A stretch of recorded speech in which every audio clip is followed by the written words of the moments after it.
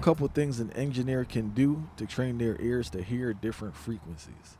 Yeah, there's some exercises that you can do for that. Using an oscillator is a good one, just to familiarize yourself with the frequencies themselves, from 20 hertz on the bottom on the low end to 20,000 hertz on the high end, and using a sweep to sweep across those frequencies to familiarize yourself with which frequencies, how they make you feel, how they work in songs, how they work with instruments, most importantly with instruments and voice,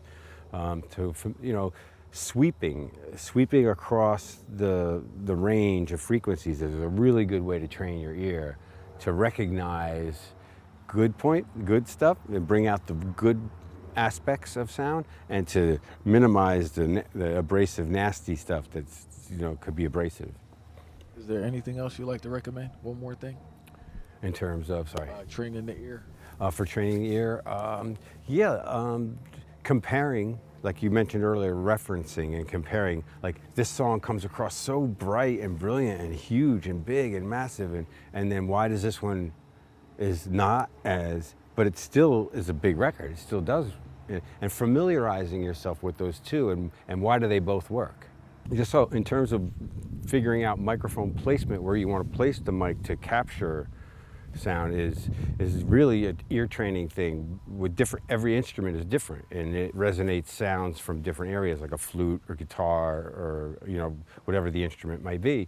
For instance, acoustic guitar, you'll notice, has that hole in the middle, right, where you're strumming. So that's the sound hole, where lots of sounds coming from there. However, there's sound coming from the body of the guitar, which is a little warmer and richer, and there's also sound coming from the fretboard, which is a little tinnier and thinner.